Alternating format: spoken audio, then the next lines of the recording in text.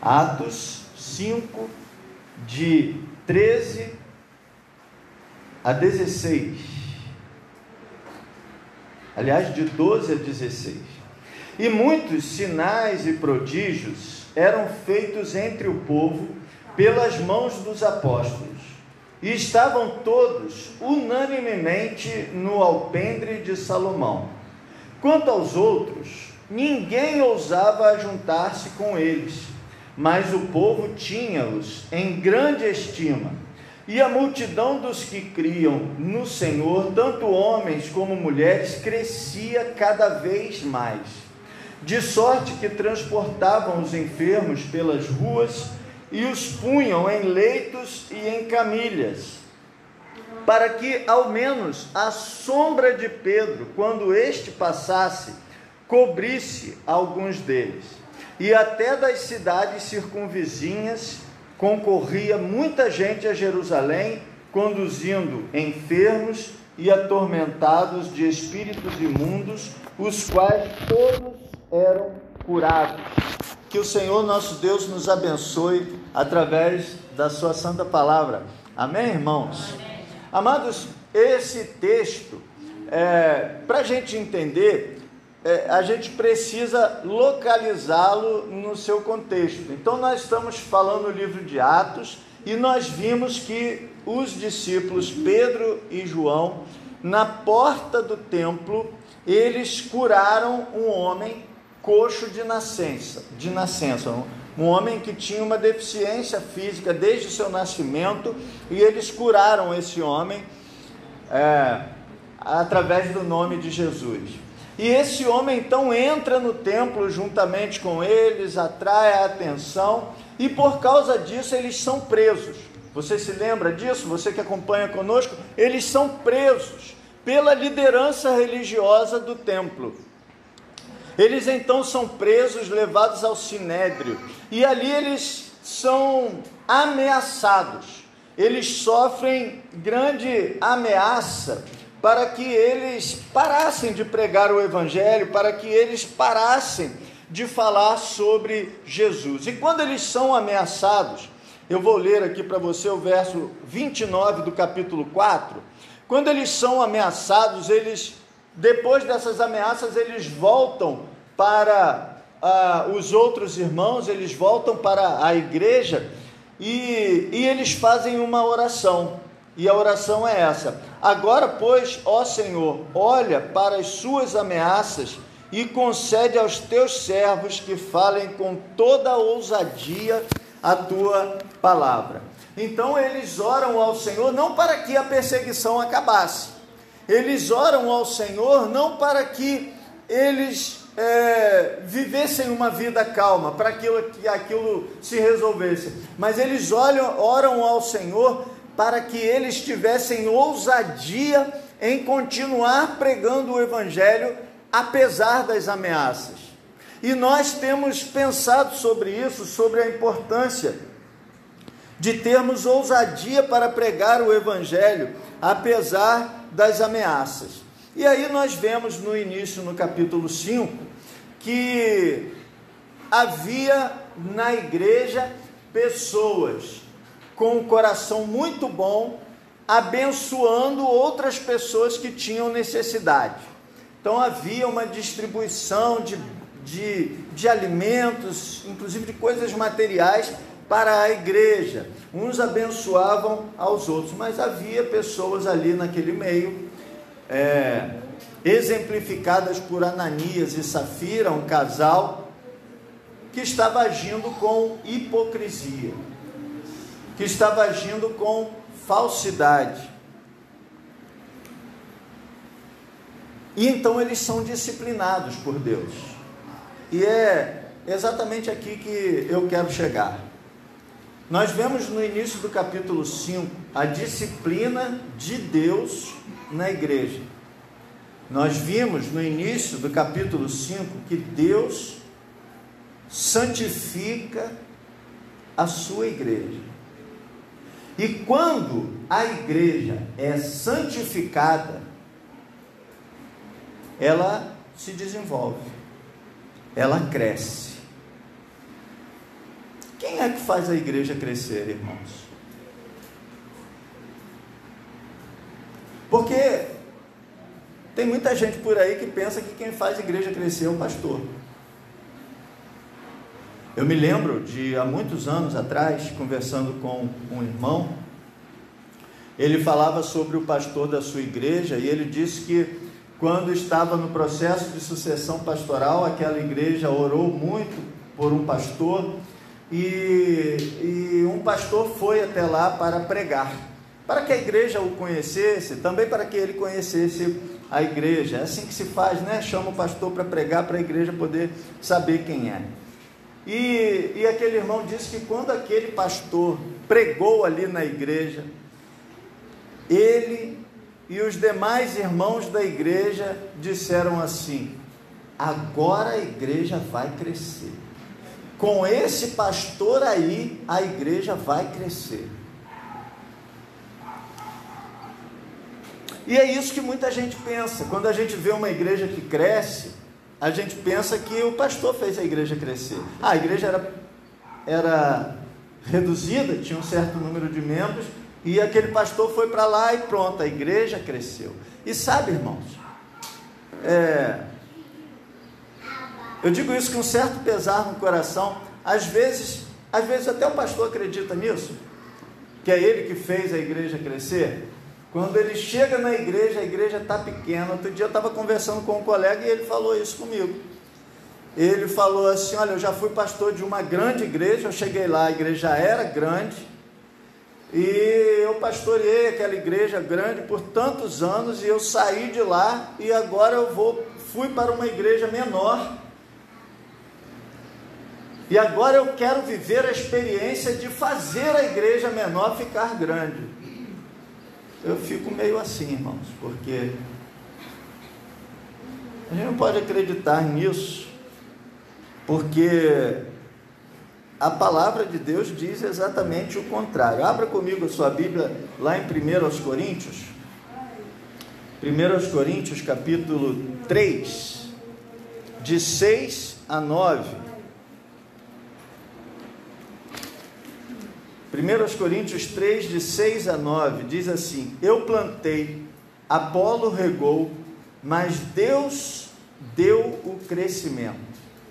Pelo que nem o que planta é alguma coisa, nem o que rega, mas Deus que dá o crescimento. Ora, o que planta e o que rega são um, mas cada um receberá o seu galardão segundo o seu trabalho, porque nós somos cooperadores de Deus. Vós sois lavoura de Deus e edifício de Deus. Então, a gente trabalha, a gente se esforça, mas é Deus quem dá o crescimento. Nós vamos ler o texto que nós... meditar sobre o texto que nós lemos, mas ainda nesse momento introdutório, eu quero que você perceba isso comigo. Olha, nós vamos estudar, e acabamos de ler, um texto que fala sobre uma igreja que estava crescendo muito. E nós vimos que essa igreja que estava crescendo muito,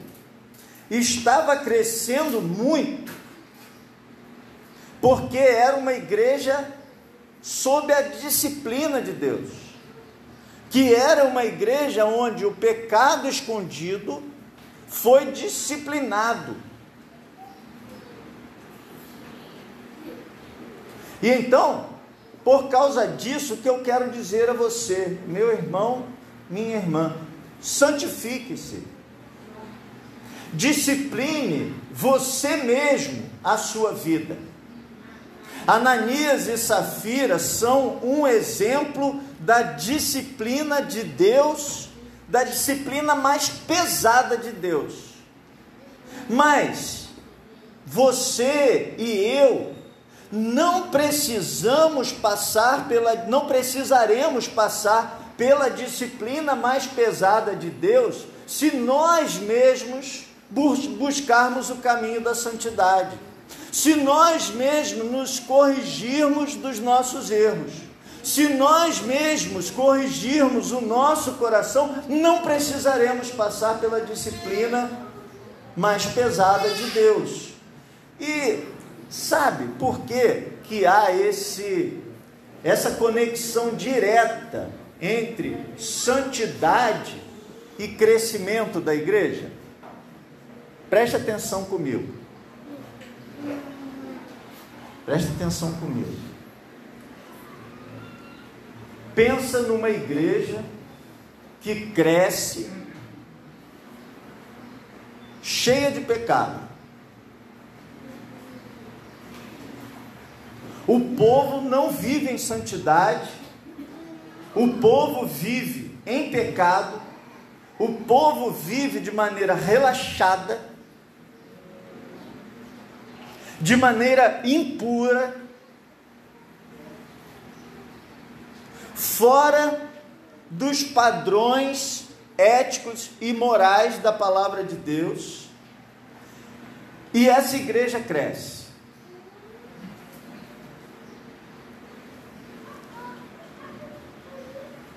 O desenvolvimento dessa igreja implica em desenvolvimento do reino de Deus? Não. Porque essas novas pessoas que vão se agregando a essa igreja também continuarão sendo pessoas cheias de pecado, também continuarão sendo pessoas de vida impura, de vida relaxada. Agora, quando nós olhamos para uma igreja pura, santa, disciplinada, dedicada a Deus, e essa igreja cresce, esses novos irmãos que vão se juntando a essa igreja também se tornarão irmãos puros, retos, de vida abençoada diante de Deus. Que tipo de pessoa Deus quer na sua igreja? É claro que Deus quer uma igreja santa e pura. Acontece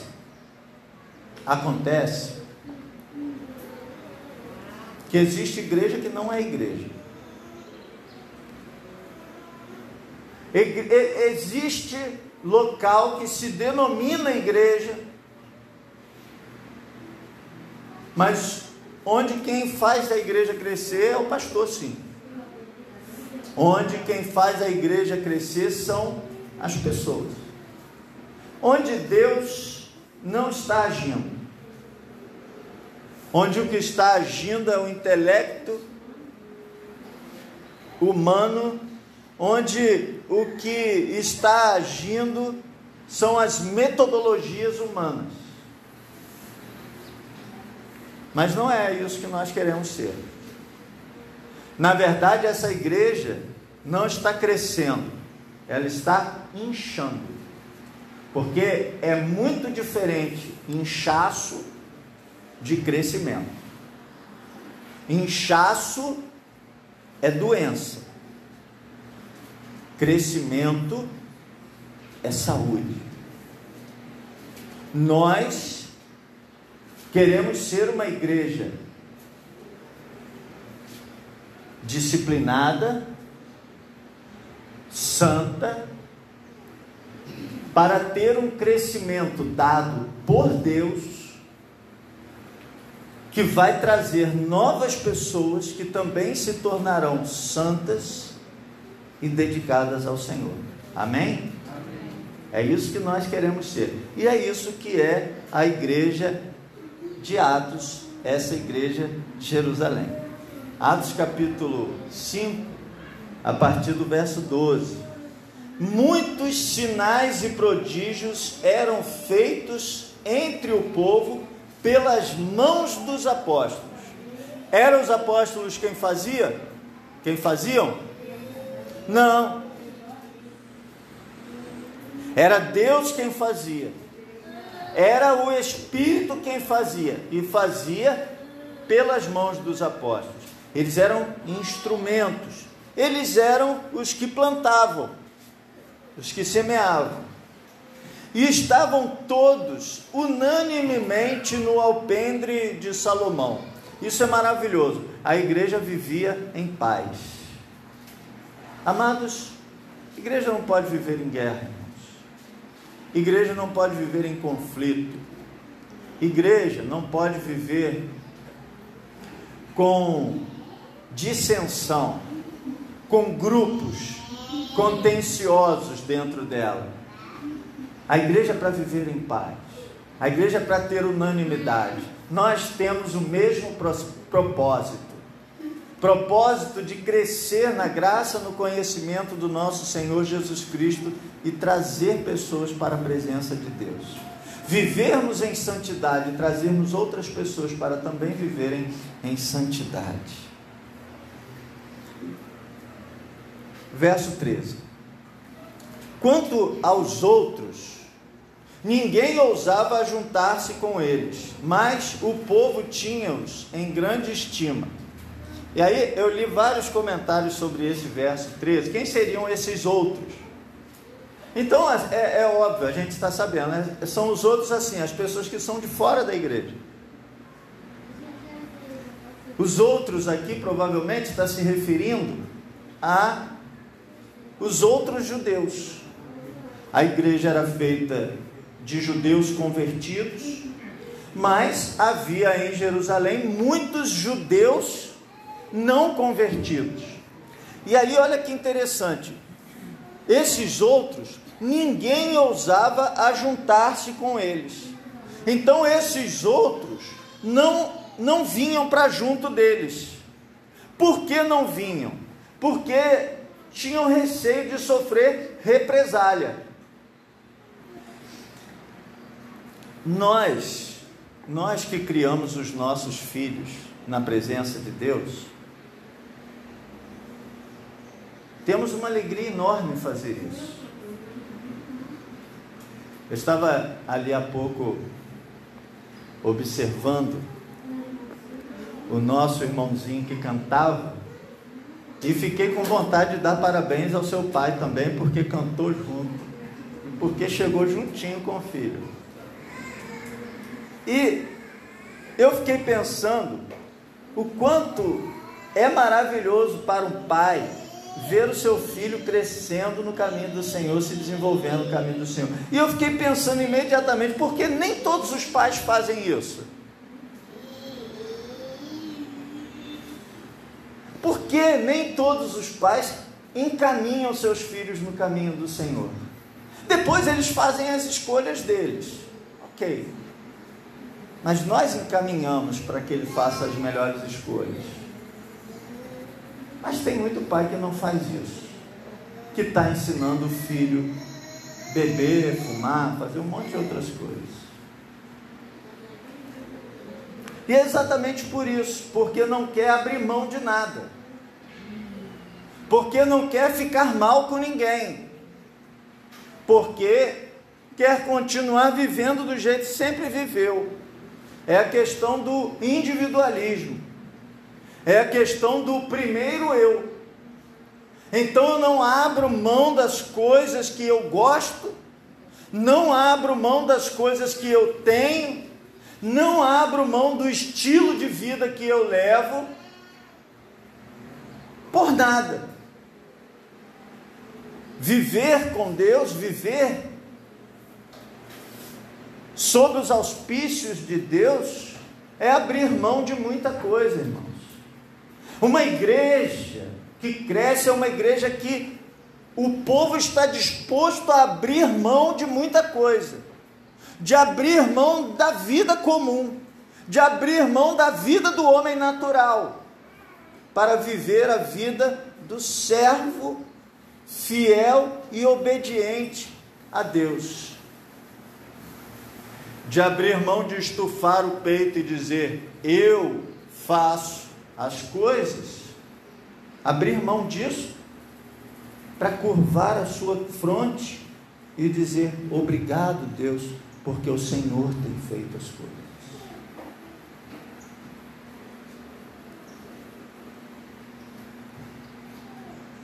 Verso 13. Então, olha, quanto aos outros, ninguém ousava juntar-se com eles, mas o povo tinha-os em grande estima. Então o povo sabia que aquele era o caminho certo, mas não se ajuntava com eles, não caminhava com eles. Amados,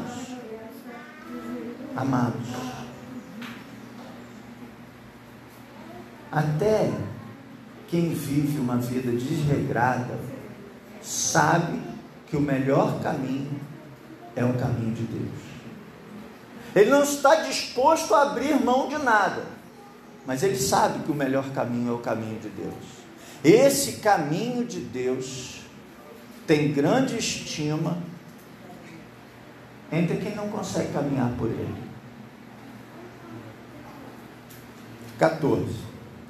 E a multidão dos que criam no Senhor, tanto homens como mulheres, crescia cada vez mais. Aqui, Lucas jogou a toalha e decidiu que ele não ia mais contar. É isso que está acontecendo aqui. Lucas, até agora no livro de Atos, ele vinha contando quantas pessoas eram. Quer ver? Ó, abra sua Bíblia comigo aí. Deixa eu encontrar aqui que eu fiz uma anotaçãozinha. Ó. Capítulo 1, versos 14 e 15. Capítulo 1, versos 14 e 15.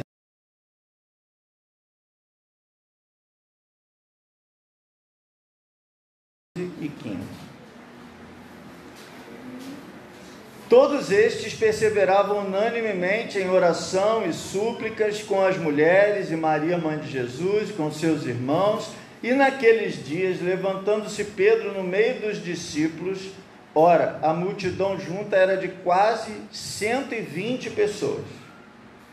Então, Pedro, quando vai falar àqueles irmãos, a multidão ali era 120 pessoas. Então veja, aquele grupo de 12 discípulos, agora, nesse momento, no início do capítulo 1, no capítulo 1 de Atos, ou seja, no início do livro de Atos, já são 120.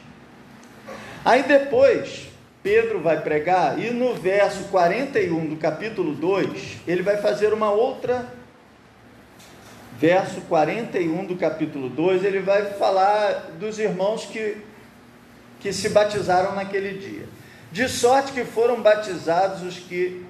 2:41, né? De sorte que foram batizados os que de bom grado receberam a sua palavra. Naquele dia agregaram-se quase 3.000 almas. Então, lá no capítulo 1 eram 120, e agora a esses 120 juntam-se quase 3.000. Como é quase 3.000 e 120 é pouco perto de 3.000, vamos dizer que são 3.000 agora. Depois, no capítulo 4, verso 4, ele vai fazer uma outra contagem. Muitos, porém, dos que ouviram a palavra creram, e chegou o número desses homens a quase 5.000. Então eram 120, depois 3.000, aí agora 5.000. Mas como ele fala homens, pode ser que seja um número bem superior a esse. A gente vai colocar as mulheres, o texto lá em Atos 1 já falou que tinha mulheres, já está em mais de 5.000 agora. 5.000 é barato, muito mais. E aí quando a gente chega no texto que nós temos à nossa frente, capítulo 5, verso 14, ele diz: a multidão dos que criam no Senhor, tanto homens como mulheres, crescia cada vez mais. Então é o seguinte, não vou mais contar.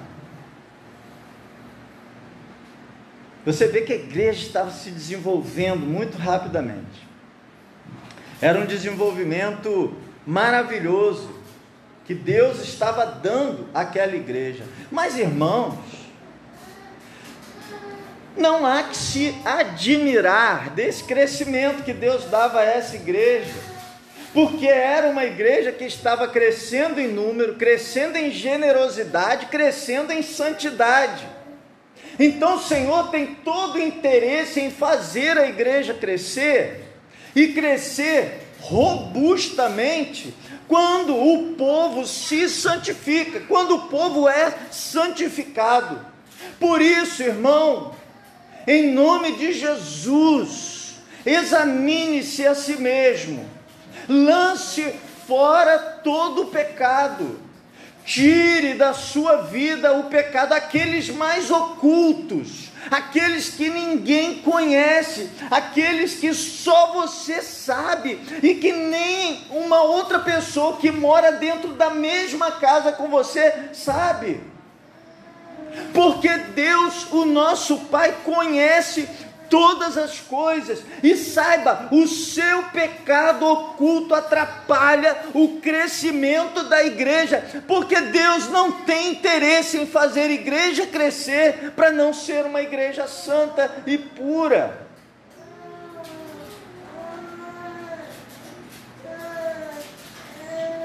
Verso 15: de sorte que transportavam os enfermos para as ruas, e os punham em leitos e em camilhas, para que ao menos a sombra de Pedro, quando este passasse, cobrisse alguns deles. O Senhor tem todo o poder em suas mãos. Às vezes a gente fica querendo pensar nas coisas de Deus dentro da perspectiva humana, e a gente fica pensando assim: olha, o nosso bairro onde a igreja está é um bairro no final, não tem nada depois, então não é um bairro de passagem, não é, ninguém passa por aqui, para vir aqui tem que vir aqui mesmo. E quando a gente olha para isso, a gente pensa assim: por qualquer entrada que você queira entrar para chegar aqui, você vai passar na frente de outras igrejas da mesma fé e ordem, igrejas maravilhosas, você vai passar na frente delas. Então, é óbvio que é muito mais difícil.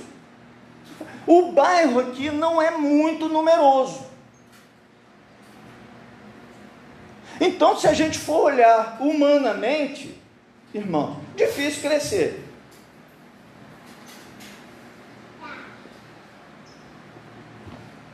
Essa é uma boa desculpa.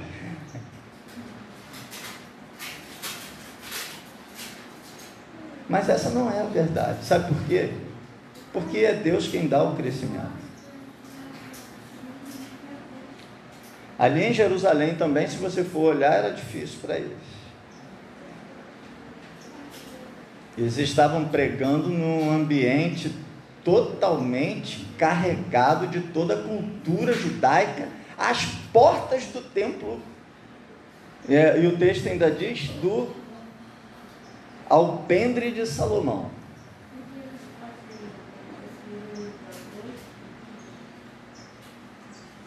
Mas Deus faz a sua obra, aconteça o que acontecer.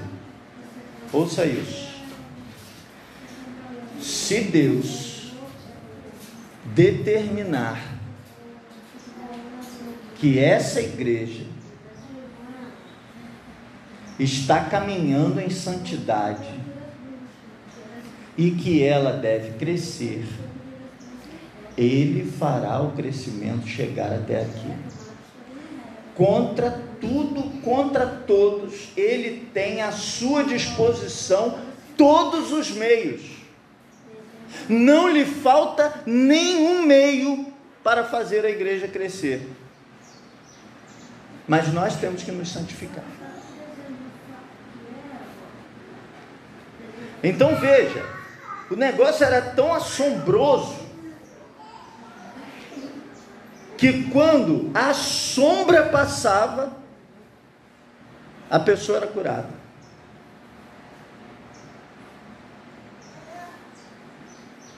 Deus tem em suas mãos, esse versículo está aqui para dizer isso para mim e para você. Isso aqui não é uma obra humana. Não é. Isso aqui é a obra de Deus. Se é a obra de Deus, Ele tem em suas mãos todos os recursos para que ela se desenvolva, se esse for o objetivo, o desejo dele. Verso 16: e até das cidades circunvizinhas concorria muita gente a Jerusalém. Então é assim, não era gente que morava ali, ou que estava passando por ali. Vinha gente de outros lugares. Vinha gente que se aproximava de outros lugares, até das cidades circunvizinhas. Amado do Senhor, a igreja de Deus não está presa ao lugar, não está restrita ao lugar. Deus está acima do espaço do lugar. Nada disso prende a Deus. Concorria muita gente a Jerusalém, conduzindo enfermos, atormentados, de espíritos imundos, os quais todos eram curados. Essa igreja de Atos livrava as pessoas dos seus espíritos malignos, livrava as pessoas da ação do diabo, livrava as pessoas de tudo que lhes atormentava, porque era uma igreja santa, temente ao Senhor, disciplinada.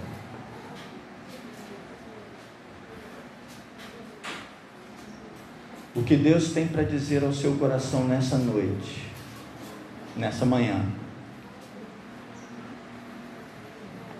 é exatamente isso: santifique-se, porque o seu pecado oculto está atrapalhando vidas